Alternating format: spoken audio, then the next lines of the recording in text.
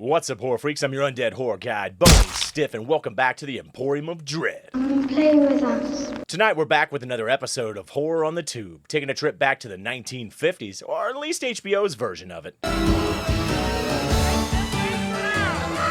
With a tale about greed, fate, and just how far someone will go to marry rich. Now I ain't saying she a gold digger. It's Season 2, Episode 1, titled Dead Right. Fortune favors the greedy until it doesn't. Let's dig in. What we need is a female victim of sudden death. Can you do it? He's gone from here. The evil is gone. We must create from the beginning. We must build up our own creature. And live out from nothing. What an excellent day for an exorcism. They're coming to get you, Barbara. It is entitled Natural de Manto, roughly translated, Book of the Dead. Whatever you do, don't fall asleep.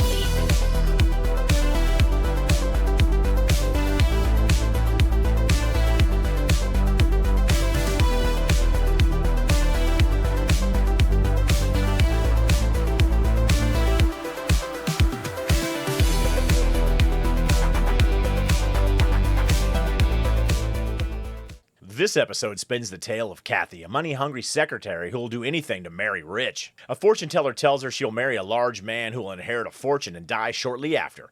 And when she meets the disgusting but harmless Charlie, she reluctantly marries him, waiting for her payday.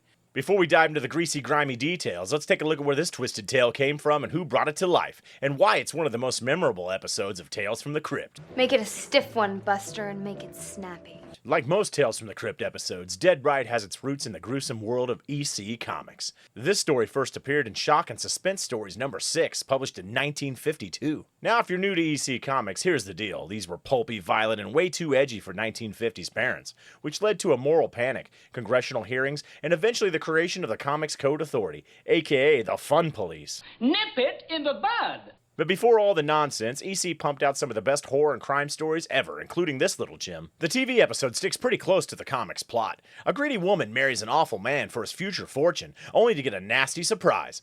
It's me! But as always, the HBO series turns up the sleaze and irony to 11. Dead Right was directed by Howard Deutsch, the guy behind Pretty in Pink and Some Kind of Wonderful. You know, those John Hughes teen romance classics. So this is what it looks like. So naturally, his next step was a grimy horror story about gold digging and murder. The script was penned by Andy Wolk, who worked on tons of TV shows over the years. But let's be honest, when you write for Tales from the Crypt, you're automatically a legend.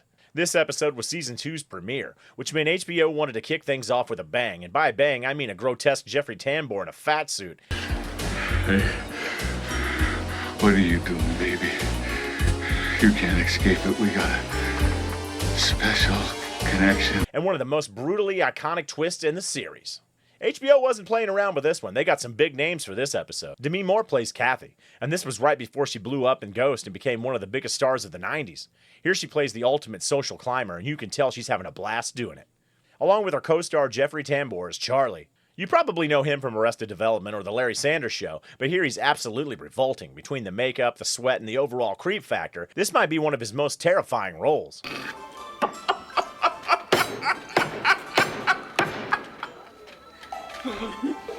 How do you know that? And with that, let's break down the episode scene by scene and see just how badly fate screws over our leading lady. And now, on with the show. Our story kicks off with Kathy, a secretary with champagne dreams on a tap water budget. She's got one goal in life: find a rich guy, marry him, and live well in the lap of luxury. Love, romance, basic human decency, not on her vision board. Now, Kathy could try to climb the corporate ladder or, develop a personality, but instead she does what any reasonable person would do. She goes to the back alley fortune teller named Madame Vorma. All your life you have desired to marry well, to marry for money, but your chance never came. So you keep working and hoping to meet Mr. Right. Or should I say, Mr. Rich? Not bad. Because trusting vague prophecies is always a great life strategy. Well, old Madame V tells Kathy two things. One, she'll marry a rich man. That man will not be wealthy at the time of your marriage. Oh, well, then forget about it. I'm not going to marry any jerk unless he's loaded already.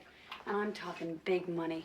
A yacht, a mansion, furs, diamond rings. Two, he'll die shortly after they tie the knot. At this point, Kathy's eyes light up like a jackpot. She figures she just got that cheat code to life. Find the right sucker, cash in, and live her best gold-digging fantasy. And then along comes Charlie Marno, played by Jeffrey Tambor, in a fat suit so convincing it deserves its own acting credit. This guy's a walking, talking, sweating red flag. He's crude, he's obnoxious, and I'm pretty sure he smells like old meatloaf through the TV screen. But me, you see, I'm the kind of guy I just don't take no for an answer.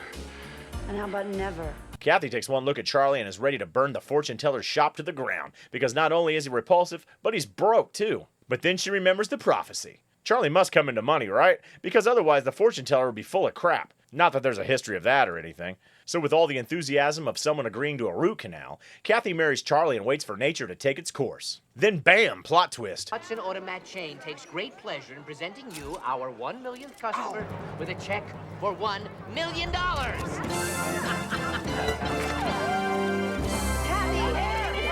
You hit it big? Madam Vaughn is a dumb bitch. And this is where the Crypt Keeper's monkey paw logic kicks in. See, the prophecy was 100% right, just not in the way Kathy wanted. Charlie figures out Kathy never actually loved him. I don't need you anymore. I'm moving out. No more smelling that stinking sewer you call a body. Shock of the century. But instead of wallowing in his own self-pity like most rich weirdos, he takes a more hands-on approach by murdering her. Put the knife down now. Yep, instead of dropping dead, Charlie sends Kathy to the afterlife instead. And the best part? He gets sent to the electric chair, meaning he does die after the marriage. Madam Vorma, haha, take a bow. You nailed it. Now let's fire up the old trusty stiffometer and see how this tale measures up. Give my creation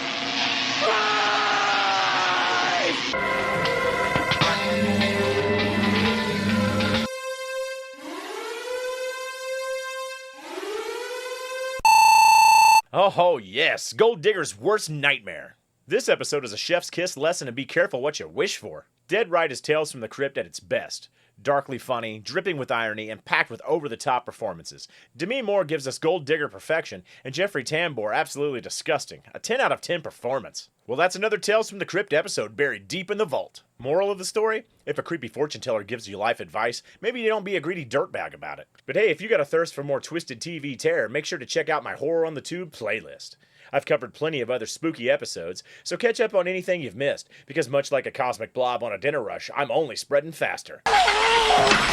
And if you enjoyed this little descent into madness, don't forget to like, subscribe, and hit that notification bell. Otherwise, you might miss out on my next video, and we both know that's scarier than anything Tales from the Crypt could throw at you. Also, follow me on social media. I'd hate for you to miss out on the latest horror madness. After all, horror freaks gotta stick together, right?